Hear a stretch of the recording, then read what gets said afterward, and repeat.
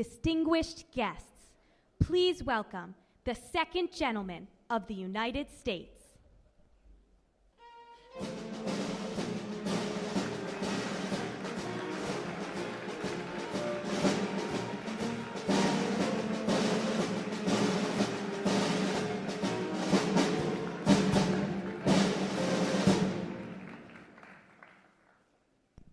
Distinguished guests, please welcome the First Lady of the United States, accompanied by the Secretary of State of the United States.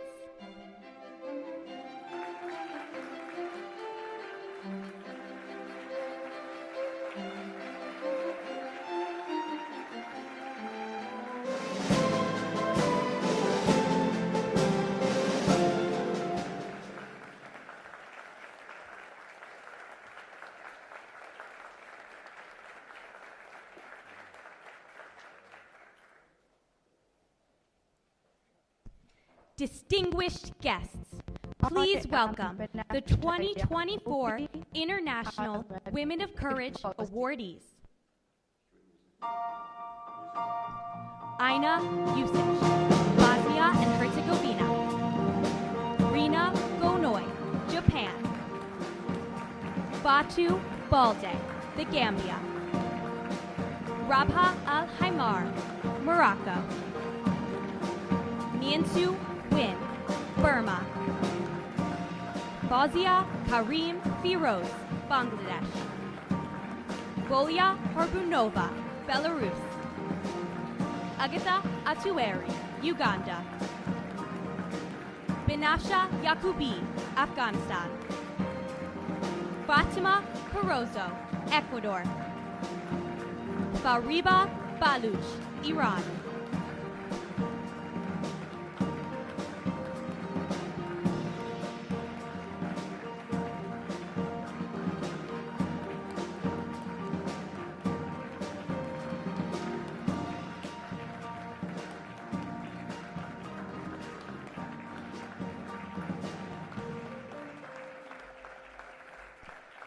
Please welcome Secretary of State Antony Blinken. Good morning, everyone, and welcome to the White House. To the First Lady, Dr. Biden, thank you for again opening this remarkable place for this particular celebration, but also for being such an extraordinary role model for women and girls here in our country, but also around the world, and for your sustained efforts to advance the rights and dignity of all people. So we're joined today by officials from across the United States government, each one of them a remarkable leader and role model in their own right. Samantha Power, USAID Administrator.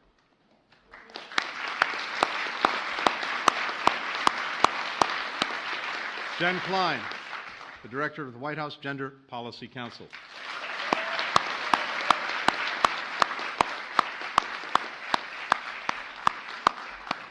Someone who really needs no introduction, Karine Jean-Pierre, White House Press Secretary. Emily Ruiz, the White House Political Director.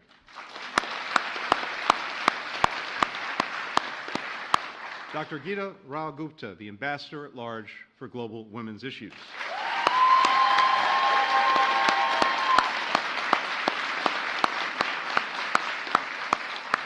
Geeta's obviously stacked the deck here. And Desiree Cormier-Smith, the Special Representative for Racial Equity and Justice, who I'm so proud to serve alongside of at the State Department.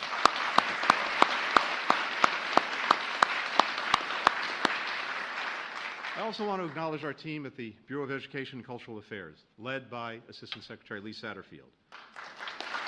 Thank you, Lee.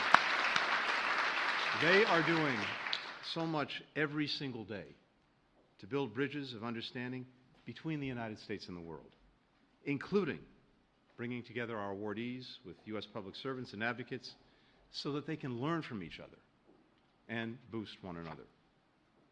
Now, this year's International Women of Courage are simply extraordinary.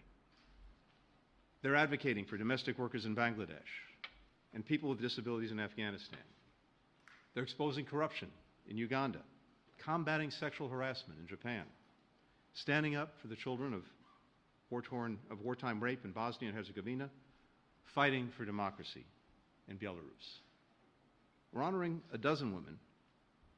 There's one who couldn't join us today, Marta Beatriz Roque Cabello, an unyielding defender of human rights in Cuba. Cuban authorities have subjected Marta to a long campaign of detention and abuse, including prohibiting her from traveling abroad. Marta may not be able to be with us today in person, but we want her to know all of us are with her every single day.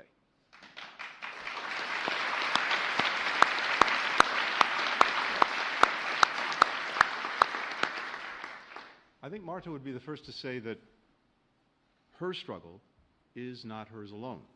Governments and societies around the world look to silence, to intimidate outspoken women through imprisonment, through harassment, through violence, through death threats, through the repression of their families and their colleagues. For these women, and so many activists like them around the world, courage is a deliberate and daily choice.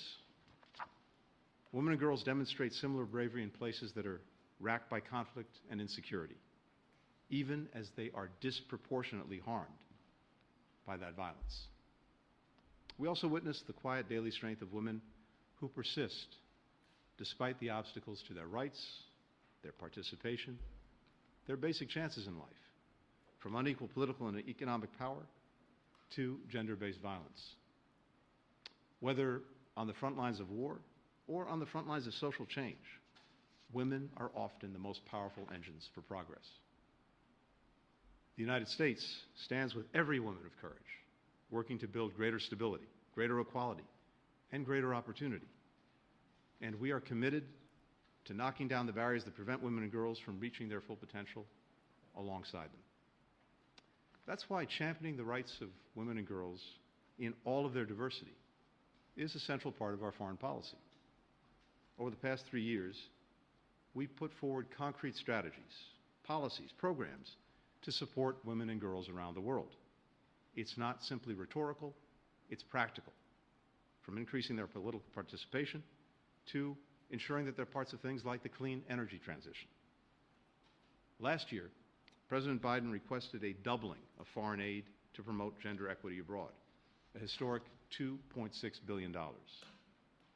Supporting women and girls is not only the right thing to do, it's the smart and necessary thing to do. And we know this in so many different ways.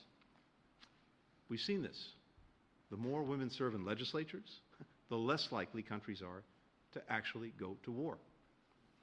If we were able to close the gender gap around the world in the worldwide workforce, we would add an estimated $28 trillion to the global economy. Just imagine what we could do to better societies around the world with those kind of resources. Simply put, when women do better, we all do better. As we advance the rights and dignity of women around the world and of all people around the world, we will continue to look to learn from, to be inspired by our partners in government, the private sector, and civil society, including the women that we're celebrating here today. Now, one of our honorees, Fariba Balouch, has been subjected to persistent threats from Iranian security forces, but that has not deterred her. She put it this way: "This is my path. This is my responsibility. I refuse to be silenced." That insistence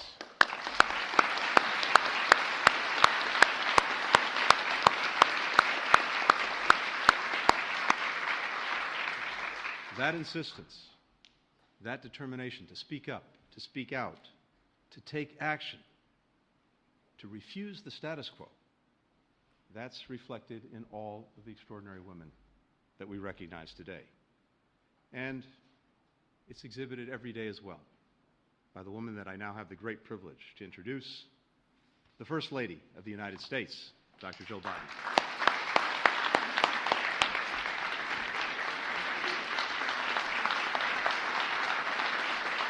Thank you. Thank you very much. Thank you. Please be seated. Thank you, Secretary Blinken. Tony, your steady presence, your vision, your character make you an incredible Secretary of State. Thank you for everything you do. And yes.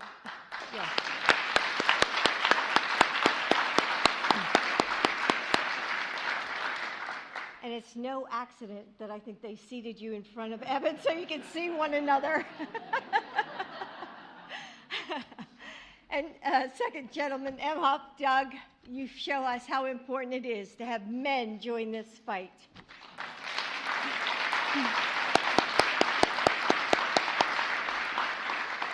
You're an advocate for women and girls, helping to lift up voices that need to be heard. And isn't he the best second gentleman ever?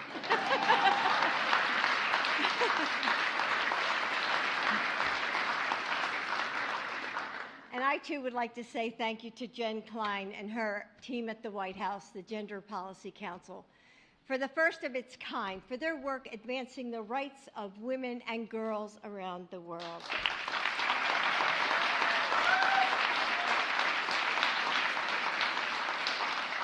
And my gratitude to the State Department's Office of Global Women's Issues, led by Ambassador Gupta, for their partnership.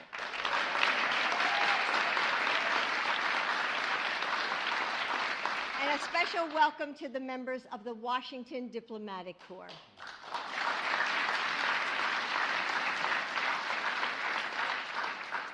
And we have former Secretary Albright's family with us.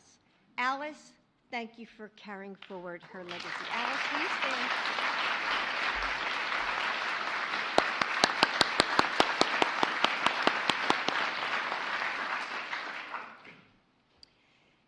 There is a kind of silence that hangs in the air around us, even in a crowded room. It sits beneath the ordinary, the blurs of our conversations, between the rumble of car engines and the pounding of rain. It's the silence of children lost to war and violence, of men who no longer speak of their dreams because they can't picture what's ahead, of women whose words are smothered by communities and governments who wish to hold them back, who have wounds and spirits it will take time to mend, who speak but go unheard. It's the hush that falls when hope is so hard to find, under an authoritative thumb when rights slip away. The silence that seems to swallow cries for justice, for freedom, for equality. The women on this stage have refused to bend to that silence. You've spoken out for yourselves and for others in the face of fear and risk, and those who have tried to steal your voices away.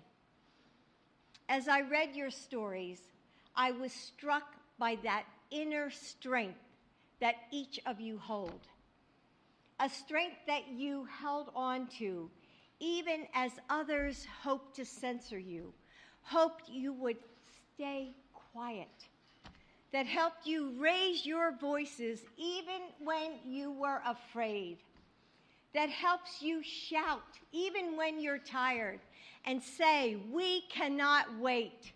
We deserve more now." Because change never happens on its own. There is power in the community of women, in this community. Power when our voices come together to hold each other up, even when we want to crumble, to heal one another, and to share that inner strength, to create lasting change. You're giving others opportunities greater than what you had, standing behind the next generation of courageous women so the confidence of girlhood can become the courage of womanhood. So your daughters and nieces and all the girls coming after never have to worry if their voices are too loud, never have to fear if their bodies won't be their own, never have to shrink so that their brothers can swell. Because of you, they will fill that silence with their ideas and with their dreams. They will reach for the breath of the world with joy that never extinguishes, boldness that never wavers, determination that only grows. Together we will keep chipping away at the quiet that haunts our world. And while there may be those who wish for us to fall silent, we will never fall, because the steepness of the struggle will not stop our ascent. That's why we lift you up today, so your great acts of courage can inspire others to perform their own, big and small. Your voices carry across oceans and continents, calling to the women and girls who need to hear your stories, and to the men and the boys who need to hear them too. It's a song of the future reverberating through us, so we too can speak out and be the seekers of justice, the defenders of freedom, because our chorus can topple tyrants and demagogues and shatter oppression. Because your fight is all our fight, and we are stronger than any force that hopes to silence us. Thank you.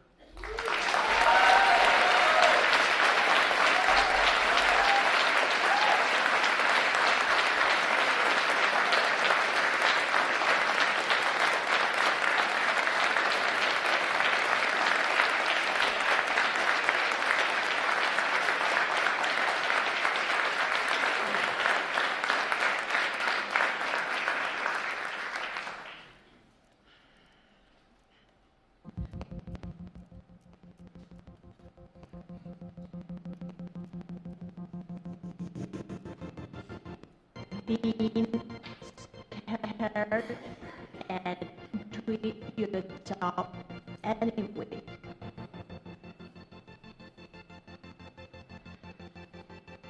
Courage means that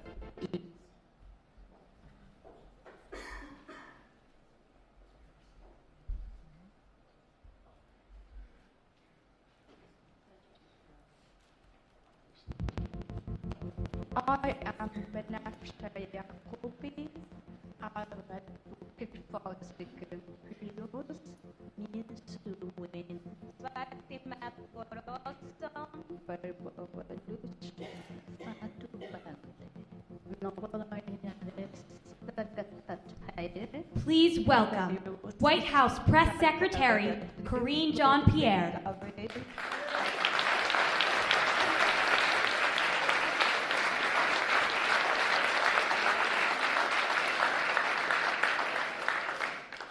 It takes courage to speak out.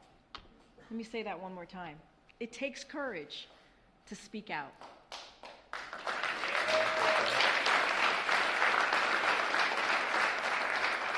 The women on the stage know this.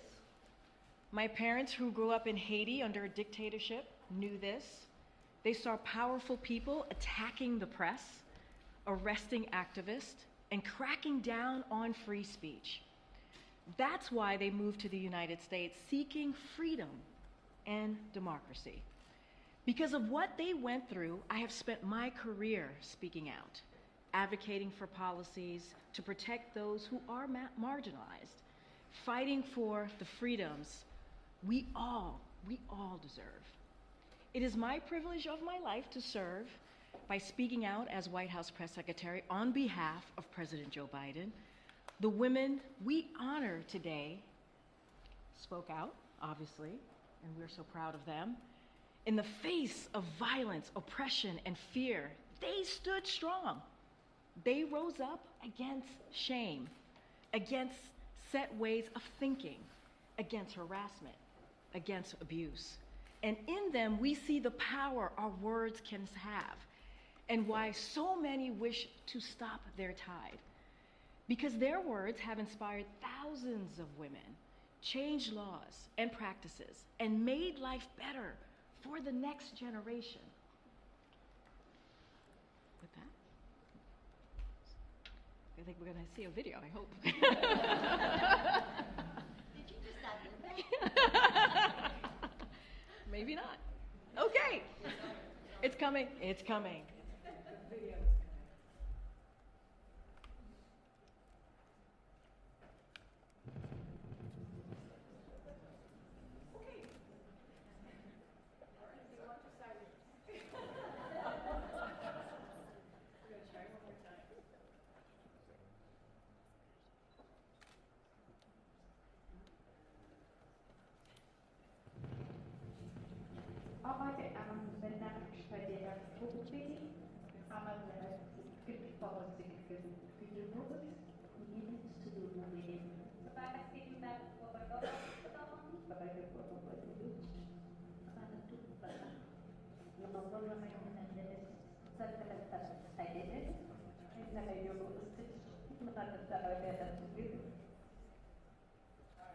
Who needs a video?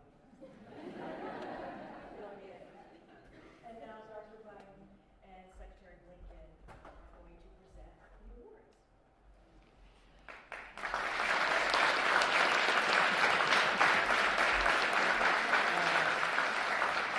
So, Aina Yusik founded the Forgotten Children of War Association to advocate for the rights of children born of rape during war.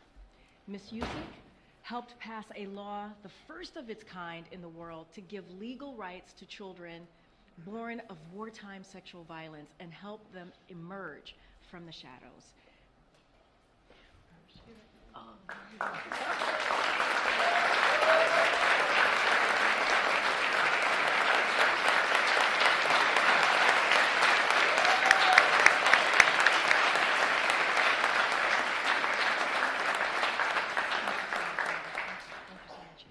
At the age of 11, Rina Goinoi and her family were victims of the tragic triple disaster in Japan, the tsunami, earthquake, and nuclear accident.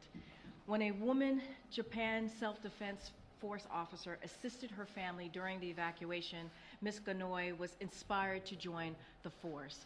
After facing sexual harassment and abuse there, Ms. Goinoi shared her story and empowered more than 1,000 other women to come forward, leading the force to change its ways. A survivor of female, oh, I'm so sorry. Let me give that to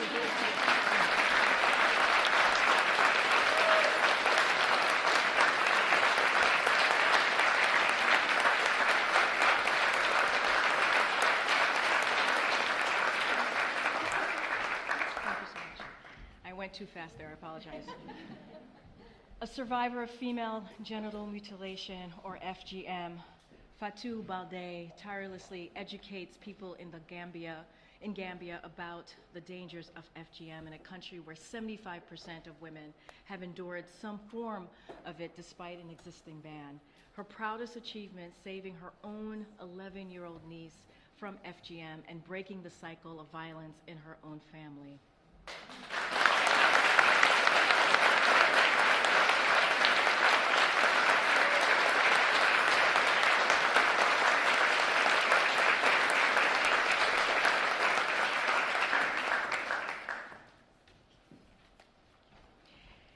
In Morocco, Rabah al-Haimar fought to spare her daughter a life of marginalization and discrimination as a child without legal documentation.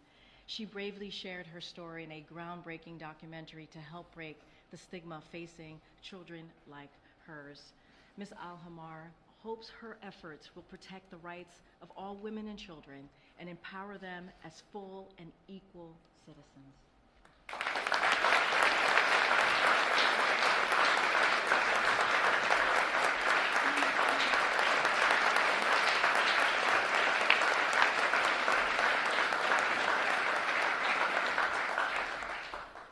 Thanks, everybody.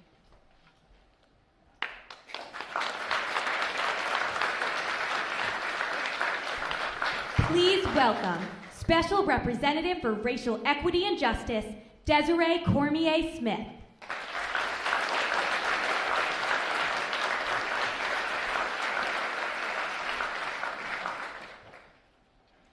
We are all inextricably linked in a network of humanity. This is the core of the African concept of Ubuntu. I am because you are. That means that when legal systems fail to protect some, it has implications for us all. But it takes true courage to seek justice when powerful forces prevail. The women we honor today are the embodiment of such courage. They are fearless advocates for laws that protect all people without regard to one's gender, background, or beliefs. They refuse to stay silent in the face of injustice. They strive to transform broken systems that persecute the oppressed and fail to live up to the promise of equality, fairness, and humanity for every citizen. Why do they do it, even in the face of great risk to themselves and their families? Because they understand Ubuntu. Or, as the great Black feminist, professor, and poet Audre Lorde put it, quote, "I am not free while any woman is unfree, even when her shackles are very different from my own," end quote. The women we honor today give their communities hope, and their stories have the power to inspire others around the world to follow their lead. Without their perspectives and inclusion, without the participation of all women in all their diversity for that matter, there can be no true justice. The very survival of our network of humanity relies on such heroes, their unwavering belief in the principle of Ubuntu, and their fearless commitment to making this world a better place for us all. We are going to skip the video, and now Dr. Biden and Secretary Blinken will present the awards. Oh. Maybe we won't skip the video. My name is Nezwin. I'm a lawyer for Myanmar. Over the past 10 years, I've represented hundreds of individuals in the criminal justice system. I'm committed to ensure the protection of legal rights, especially to the marginalized community. Individual rights has been limited, making my work more important than ever. I'm Fauzi Firoz, a senior advocate at the Supreme Court of Bangladesh. I'm a lawyer and at the same time, I'm a legal activist also. Mostly my work focuses on the legal advocacy for reforming discriminatory laws and equality for society. I take pride in saying that the famous guideline on the Sexual Harassment Prevention Committee in Workplace and Education Institution endorsed by the Honorable High Court of Bangladesh is one of the major accomplishments in my career. Я белоруска, которая потеряла свой дом. Как и многие другие, я вынуждена была покинуть Беларусь, спасаясь от уголовного преследования. Практически 20 лет я жила, работала в Беларуси, помогала женщинам, пострадавшим от насилия, и их детям, открывала убежище, курсы женской самообороны, обучала милицию, врачей, педагогов, психологов, как помогать пострадавшим. И при этом я сама стала пострадавшей. Мы знали, что не будет легкого и быстрого результата, поэтому каждый день своей жизни я буду продолжать бороться за себя, за свою дочь и за свою страну. My name is Agatha Taylor, and I am an international woman of courage. People get it wrong when they meet me and say, "Why are you reckless? Why don't you fear? Why aren't you afraid for your life, for your children that you might leave behind?" But courage means that you put what you might achieve by speaking up above any fear. You put a better life for you, for your children, for the society, and other people that are vulnerable, who are really the most people that touch my heart in this country. You put that above any fear. For Uganda, it's for encouraging other people to join. The more, the better. Even if you are courageous, you cannot change things alone.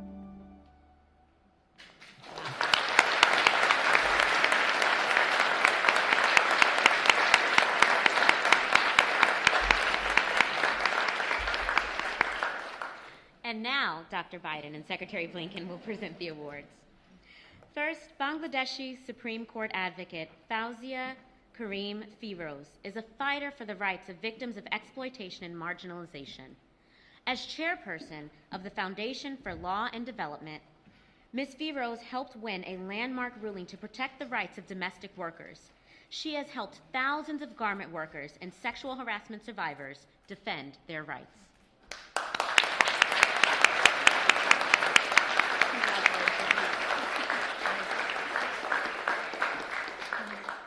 Minzu Win, a veteran criminal defense lawyer, is a champion for the rights of marginalized people across Burma. In addition to representing hundreds of clients pro bono, she also leads a legal aid team focused on training lawyers to help those most in need.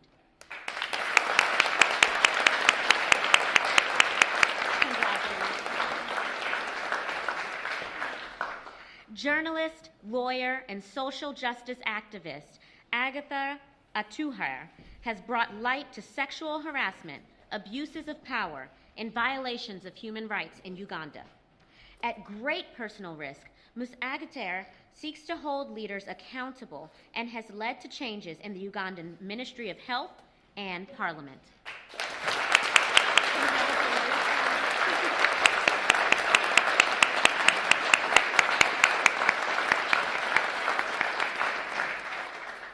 Volya Harbonova was imprisoned by the Lukashenko regime after organizing women's marches. While in prison, she suffered psychological torture and threats of death. Ms. Harbonova now bravely advocates for the release of political prisoners and provides support to their families as a member of the Belarusian Democratic Movement in exile.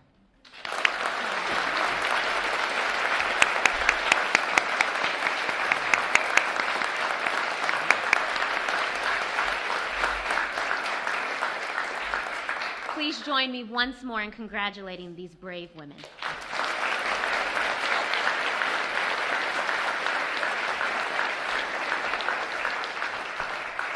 Please welcome USAID Administrator Samantha Power.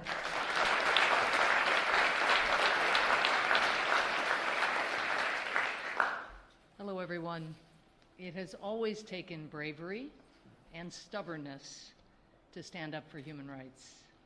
But today, the threats that human rights activists and defenders face, from threats to their families, to legal retribution, to imprisonment and outright violence at the hands of those who would prefer to see them silenced, those threats are grave, and sadly, they are growing. In 2022, more than 400 human rights defenders were murdered, the highest number ever recorded in a single year. I am in awe of the women we are honoring today for their courage. They refuse to back down because of a shared conviction captured by Fatima Corozo, one of the women we are recognizing today. As she puts it, courage, even in the face of danger and fear, is the driving force to achieve positive change. The women we are honoring live this conviction every minute of every day. They have been unjustly imprisoned. They have been driven from their homes or trapped inside their homes. They have seen their families and their colleagues attacked, or they have received death threats and been assaulted themselves. But they do not relent. They go on fighting. They fight for the rights of political prisoners. They organize movements to bring services to marginalized communities. They publish articles, they host rallies, and they call out injustice wherever they can. Even in the most dangerous places, against all odds, they are continuing their work. demonstrating incredible, inspiring courage and putting their lives on the line to defend human rights. Let us pause now for a video.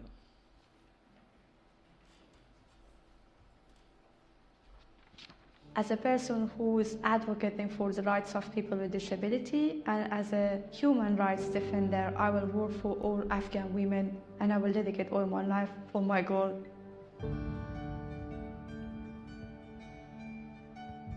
I am Banafsha Yaqubi, a human rights and people with disability rights activist from Afghanistan.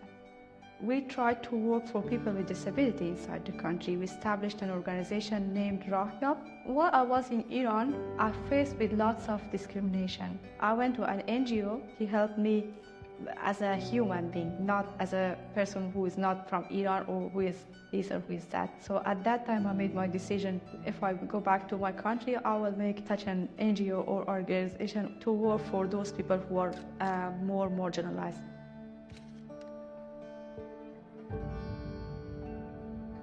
Soy Fátima Corozo, tengo 13 años como docente y soy líder del sector de la isla Luis Vargas Torre. El sector era de preocupación por falta de apoyo social. Me dije, quiero hacer algo. Fue buscar estrategias, buscar aliados para que ayudaran a dar diferentes tipos de capacitaciones. Los resultados han sido favorables. Se ha fortalecido el empoderamiento de la mujer, la igualdad de género, también para realizar emprendimientos. Y estos niños, estas madres, estos jóvenes son útiles en la sociedad. Mi nombre es Marta Beatriz Roque Cabello, soy licenciada en Economía, estoy dedicada al preso político y a poder hacer visible la situación que tienen los presos políticos y sus familiares. Es una cantidad de información que oculta la dictadura y que nosotros ponemos en la palestra pública para que se sepa lo que está sucediendo de verdad en la prisión. Yo creo que lo más importante que yo he hecho ha sido escribir la patria de Dios. Nosotros en este pequeño argumento dimos a conocer al mundo lo que estaba pasando en Cuba. Yo pienso que el objetivo de mi vida, que era traer la democracia a Cuba, no lo he conseguido. Y tengo que seguir haciéndolo hasta que lo pueda conseguir o hasta que mi persona pueda seguir haciendo. Here, not just the Fariba Baluch. I think I'm here as all the brave women of Baluchistan and Iran. In Baluchistan, I was a teacher and a women rights activist. After I came in UK, I became as a human rights activist as well. I wanted you speak about us. I wanted you study about us. I wanted you seeing us as a humans fighting for the basic right. فردای آزادی روز دادخواهی که فرا برسد. That's all I wanted to do. This.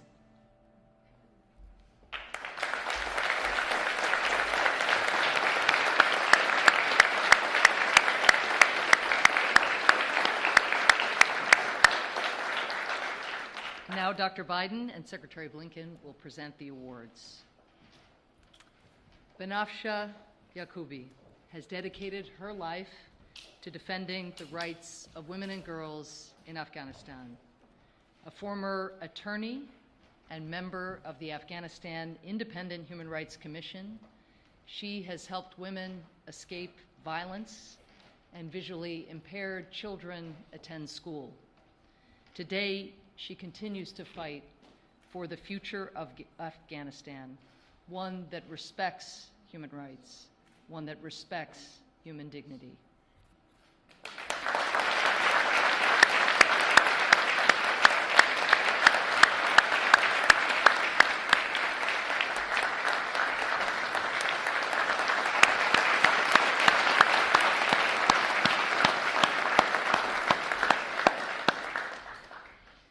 Born in Isla Luis Vargas Torres, one of the most violent enclaves within Esmeraldas, Ecuador, Fatima Corozo has put her life on the line to draw hundreds of young people away from rising gang violence and help get them the education and job opportunities that they need to build the futures they want for themselves.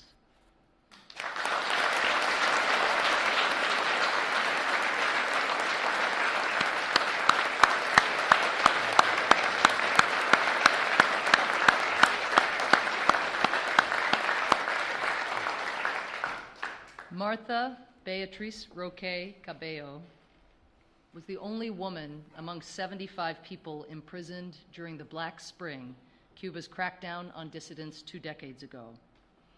Martha was jailed for her activism.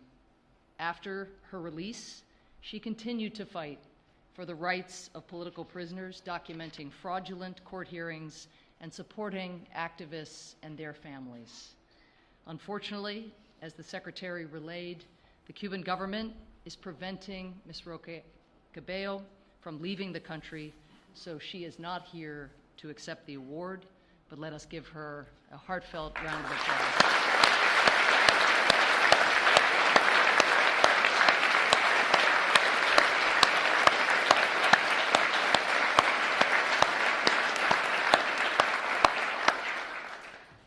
As a result of Fariba Baluch's outspoken activism for the rights of women and systematically oppressed ethnic minorities in Iran's poorest province of Sistan and Baluchistan, Iranian authorities have threatened her life. After she escaped to London, they detained her son and brother in a further attempt to intimidate her. Yet Ms. Baluch believes the only way forward is resistance, and she continues to advocate for marginalized communities in Iran, refusing to be silenced.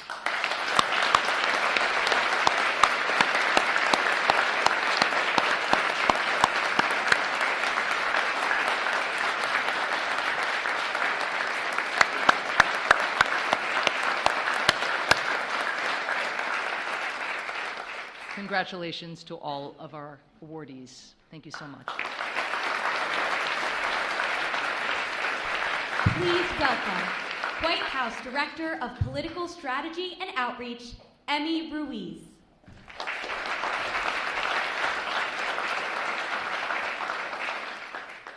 It's an honor to be here with all of you and to present this important award. This is the second year in which we've presented this group award, and we're so grateful to have Secretary Albright's family today as we honor her tremendous legacy. This year, we're recognizing 9 brave women from Nicaragua who were held as political prisoners. Nicaragua's current leaders have systematically undermined democracy and human rights. This regime is responsible for jailing members of the media, cracking down on civil society, and arresting people for exercising their basic rights. The Nicaraguan women that we honor today are human rights defenders, journalists, political activists, and women's rights activists, all fighting tirelessly and at great personal risk against corruption, repression, discrimination, harassment, and dignity. These courageous women were imprisoned by the Ortega regime and then exiled and stripped of their citizenship, branded as traitors, made stateless and unable to return to their homes and families. And yet, they remain undeterred and unbroken. They continue their brave fight for a better life and for a better future for all women and men in Nicaragua. And although they could not be present with us today, we honor them.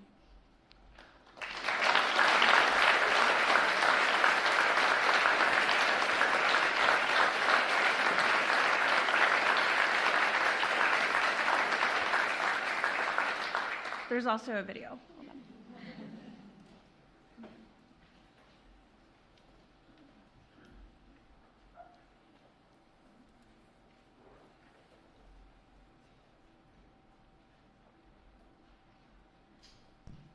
Please welcome 2024 International Women of Courage awardee, Fatou Balde.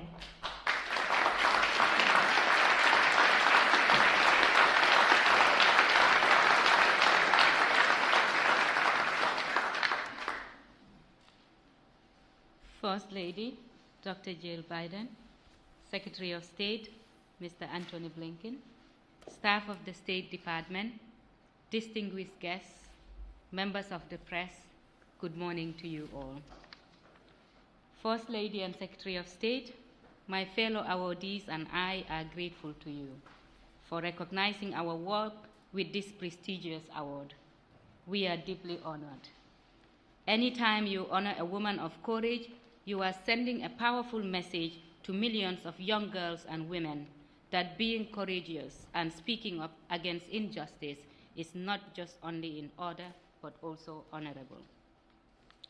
It is indeed a great honor and privilege to be in the company of women from around the globe who have demonstrated outstanding courage and leadership in advocating for peace, justice, human rights, gender equity, and equality, often at great risk and sacrifice. Please join me in giving a big round of applause to my fellow awardees of the International.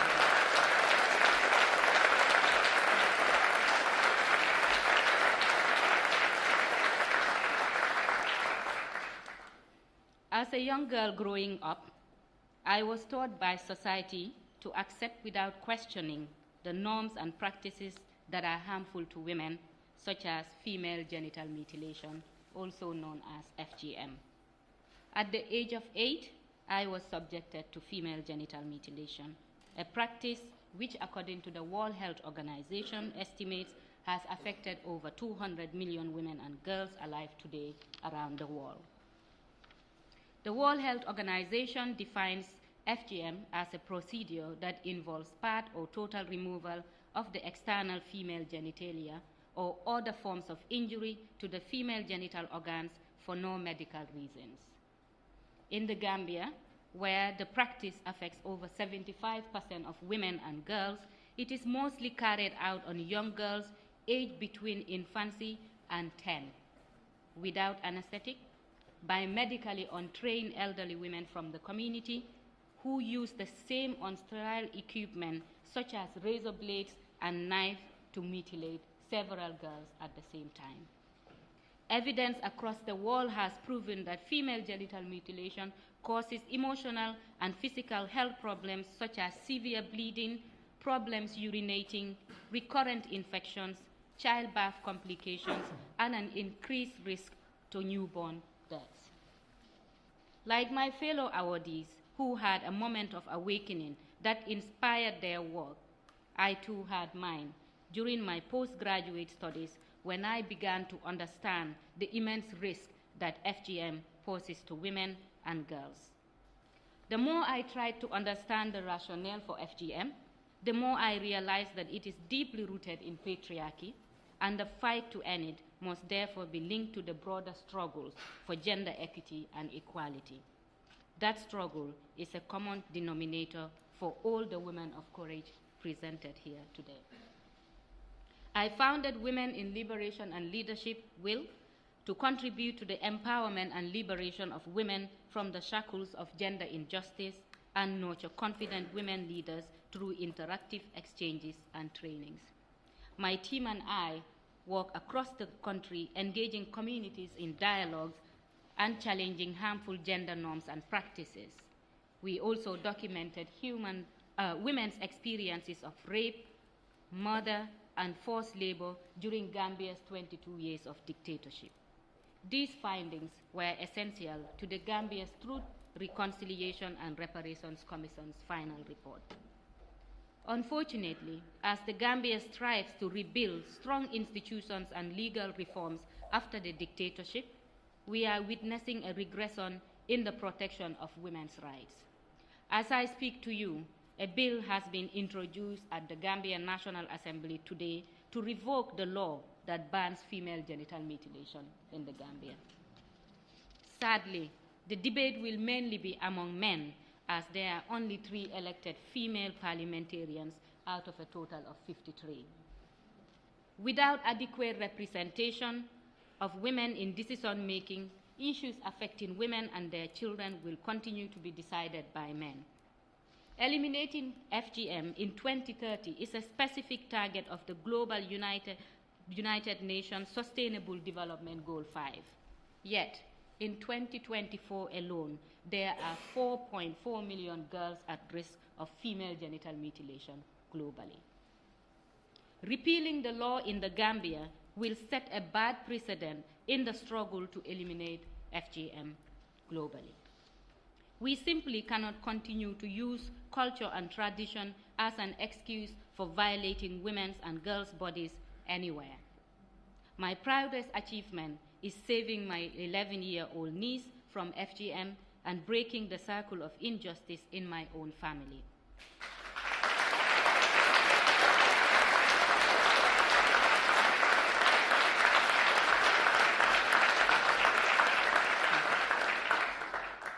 Female genital mutilation can be ended in a generation. It can be done if we all stand up against the practice. To my fellow awardees, as we live today, decorated as International Women of Courage, let our courage continue to inspire generations of women and girls around the world. A quote from Maya Angelou: "Each time a woman stands up for herself, without knowing it, possibly without claiming it, she stands up for all women." On that note, I hope we all continue to stand up, speak up, and act for all women.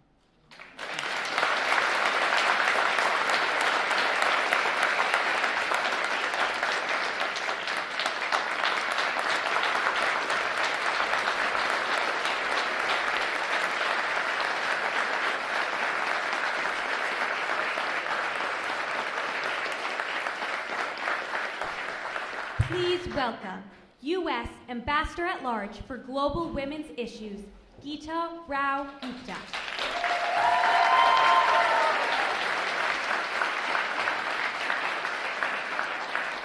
Thank you, Fatu, so much for those very inspiring remarks on behalf of the 2024 International Women of Courage.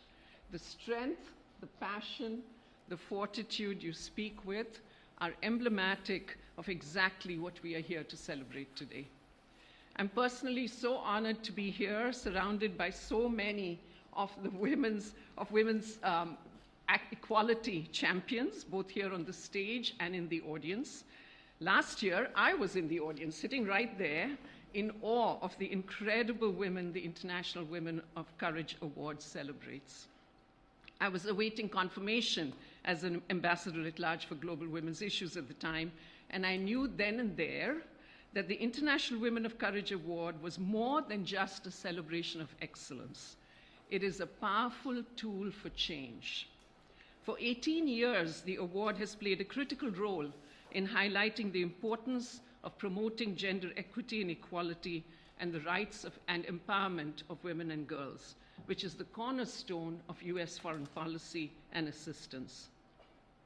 Today serves as a recommitment on the part of the US government to supporting and advancing women leaders and gender equality globally. We promote gender equality and women's empowerment because it is the right thing to do and because it is an investment with a high rate of return for all. It is not an expenditure, it is an investment.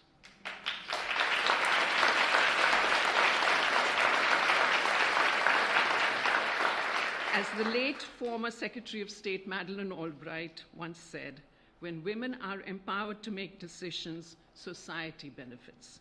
Women leaders, including those who are on stage with me, are doing the difficult, often thankless work that is essential to our collective goal of building stability, equality, and prosperity for all.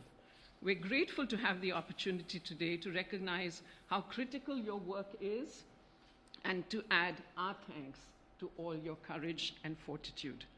With today's celebration, the 2024 International Women of Courage have joined a cohort of more than 190 women from 90 countries who are championing issues of justice, equity, peace, prosperity, inclusion, and so much more. And today is just the beginning. While in the United States, the 2024 International Women of Courage will participate in several high-level policy meetings, public speaking events, and exchanges with civil society organizations, academic institutions, and the private sector. Next week, they'll travel to Los Angeles, California, to meet and work with more American counterparts. We hope the connections they will make here in Washington and out there in LA will expand their networks and strengthen their resolve to continue their critical work. I want to close by thanking both First Lady Dr. Jill Biden and Secretary of State Antony Blinken for their continued and long-standing championship of gender equity and equality. I'm so encouraged by today's celebration, and I look forward to working with each and every one of you to advance this critical work. Thank you so much for coming. Thank you for your commitment to this issue, and thank you to all of our International Women of Courage. Thank you.